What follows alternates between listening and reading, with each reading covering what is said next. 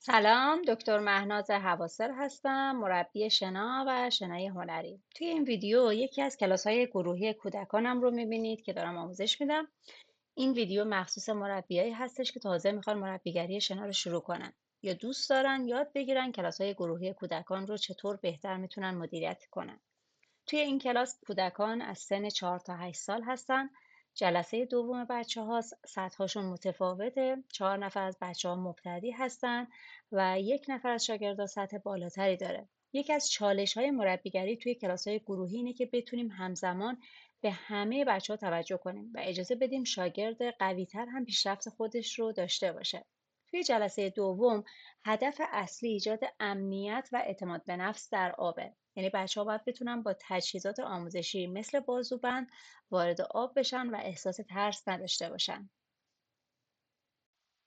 خب همونجوری که دیدید من رأس ساعت کلاس رو شروع کردم و فقط یکی از شاگردها اومده بود، چون جلسه اول به اونها یاد داده بودم که چطور بدون کمک من و با بازوبند توی آب دست و پای دوچرخه بزنن. شروع کردم به مرور دوباره تمرینات جلسه قبل و تکرار نفسگیری بیرون از آب و فوت کردن داخل آب. به شناگر پیشرفته تمرینات مرتبط پای کرال پشت رو دادم.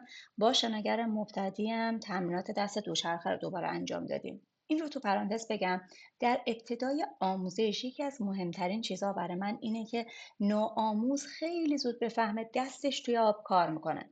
قبل از اینکه وارد آموزش حرکت پا بشیم، ما روی حرکت دست تمرکز بکنیم. اینجا هدف این نیستش که نوآموز شنا کنه. هدف اینه که بچه آب رو لمس کنه، بتونه با حرکت دستش آب رو به کنار بزنه و حس کنه که میتونه با دستش توی آب جلو بره. وقتی نوآموز یاد میگیره با جابجایی دستش آب رو به پهلو یا جلو فشار بده، کم کم تعادلش بهتر میشه، ترس از آبش کمتر میشه و وقتی بدونه که دستش بهش کمک میکنه، یادگیری پا زدن هم براش خیلی راحت‌تر میشه. این آگاهی از نیروی دست پایه خیلی از مهارت‌های بعدی شناست، مخصوصا برای تعادل، برای شناوریش و اعتماد به نفس بچه‌ها که به این نوع حرکت دست میتونیم بگیم اسکالینگ. خب اینجا بقیه بچه‌ها به کلاس اضافه شدن. اولین کاری که انجام دادم اینه که بهشون برای گذاشتن کلاه و آماده شدن کمک کردم. چون همه بچه‌ها مبتدی بودن، خیلی مهمه که یکی یکی وارد آب بشن و وضعیت شناوری هر کودک رو به صورت جداگانه بررسی کنیم. خب تو این مرحله وقتی نوآموز تمرین دست دوچرخه رو انجام میده، حتما صورتش باید به سمت مربی باشه. یعنی من باید بتونم چهره بچه رو ببینم و از حالت صورتش متوجه میشم که آیا هنوز ترس از آب داره یا نه. بچه‌ها درسته با بازوبند وارد آب میشن، اما این به معنی رها کردن اونها نیست. مهمه که مطمئن بشیم کودک میتونه حتی برای چند ثانیه بدون تماس مستقیم مربی روی آب بمونه و با دستاش حرکت ایجاد کنه یا نه. اول فاصلمون با شناگر یا نوآموز خیلی کمه، شاید 1 متر. اگر دیدیم بچه میتونه با حرکت دستاش به جلو یا به طرفین حرکت کنه و تعادلش رو حفظ کنه، کم کم میتونیم فاصله رو بیشتر کنیم، 2 متر، 3 متر. اما اگر تعادلش به هم میریزه یا هنوز از حالت صورتش مشخصه که استرس داره، نباید رها بشه و مربی باید همچنان نزدیکش باقی بمونه.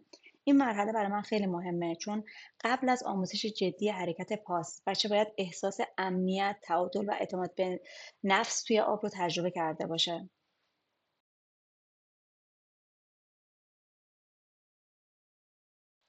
خب در تمام این مدت حواسم به شاگرد پیشرفته ترم هست. طوری تمرین میدم که هیچ کدوم از بچه‌ها بیکار نمونن و هر کسی متناسب با سطح خودش درگیر تمرین باشه. برای بچه‌های کوچکترم که بازو بند دارن، وقتی دیدم حرکت دستشون هماهنگ شده و تعادل اولیه رو دارن، با کمک خودم تمرین به پشت خوابیدن یا بک فلوت رو شروع میکنم. دستم زیر کمرشونه، سرشون رو حمایت میکنم. خیلی مهمه که گوشهاشون داخل آب قرار بگیره تا اون حس آب رو در حالت امن تجربه کنن.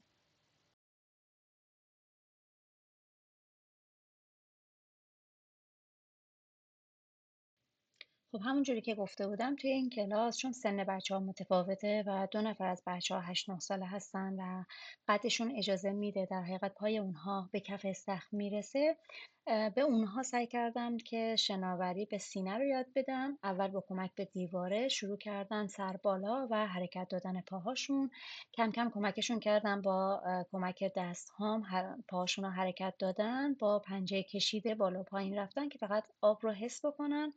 بعدش کم کم با کمک تخت شنا تونستم اونها رو باز هم نزدیک به خودم حرکتشون بدم و به سمت وسط استخر ببرمشون. فقط هدف این هستش که بتونن آب رو حس کنن و با پاهاشون به آب ضربه بزنن.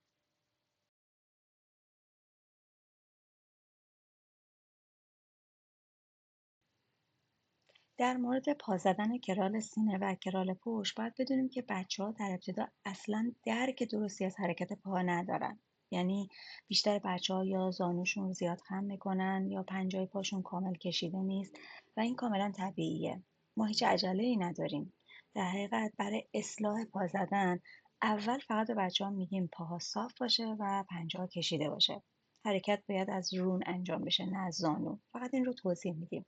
اگر زانوشون خم بشه با لمس پاهاشون یا با حرکت دادن پاها توسط دست خودمون کمک میکنیم بچه حس درست حرکت رو بفهمه.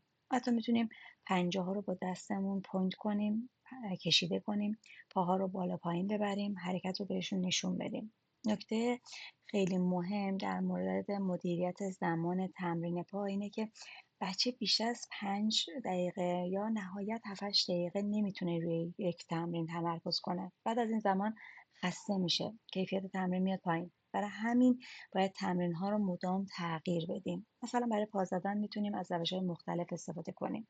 یا اینکه طرف کنار دیوار وایسه درجا پا بزنه، یا اینکه با تخت شنا پا بزنه، یا حتی بدون تخت شنا میتونه خودش تمرین بکنه یا با کمک ما دستاشو بگیریم و اون رو حرکت بدیم. سرش میتونه بالا باشه، سر میتونه داخل آب باشه، یا حتی با عینک یا بدون عینک این تمرین رو انجام بده. اینا همه کمک میکنه که در حقیقت بچه درک کم کم درک درستی از تمرین حرکت پا داشته باشه.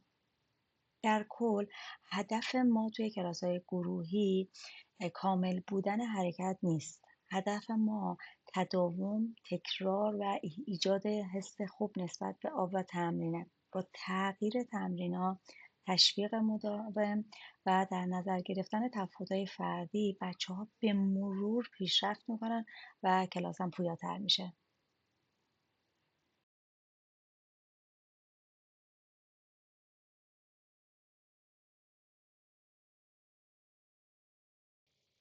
خب در حالی که شما دارید این ویدیو رو میبینید 3 نکته آموزشی خیلی مهم هست که هر مربی باید بهش توجه کنه. نکته اول اینه که توی کلاس های گروهی بچه ها رو با هم مقایسه نکنید. بچه ها از نظر روحی، سنی و سطح آمادگی با هم فرق دارن. بعضی از بچه ها هیچ ترسی از آب ندارن و خیلی راحت به مربی اعتماد میکنن. اما بعضی از بچه ها ممکنه ترس از آب داشته باشن یا هنوز از نظر ذهنی آماده ورود کامل به تمرین نیستن. نکته دوم اینه که حتی اگر بچه‌ای در لحظه کاری انجام نمیده، نباید احساس ناتوانی یا ضعف بهش منتقل بشه. ما به عنوان مربی باید با صحبت کردن درست، تشویق و ایجاد اعتماد به نفس بچه‌ها کمک کنیم. گاهی فقط شنیدن یک جمله ساده مثل اینکه عالیه، داری تلاش میکنی، آفرین، میتونه اعتماد به نفس یک کودک رو بالا ببره. نکته سوم اینه که تفاوت‌های سنی رو هم در نظر بگیرید. ممکنه توی یک کلاس یک کودک بزرگتر باشه یا خواهر و برادر کنار هم تمرین کنن. تو این شرایط فقط به جای مقایسه باید تمرکز ما روی پیشرفت فردی هر کودک باشه. هدف ما اینه که هر بچه تو سطح خودش احساس موفقیت کنه و با اعتماد به نفس مسیر آموزش شنا رو ادامه بده.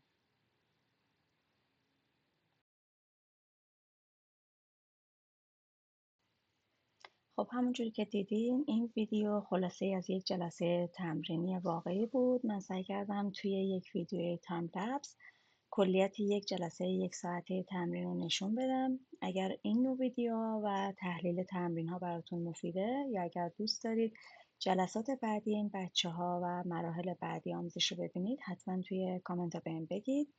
نظرات، پیشنهادها و حتی ایرادایی که میبینید میتونه کمک کنه این محتواها بهتر بشه. این یک مجموعه آموزشی چند جلسه‌ایه و اگر از این مدل محتوا خوشتون اومده جلسات بعدی رو هم منتشر میکنم.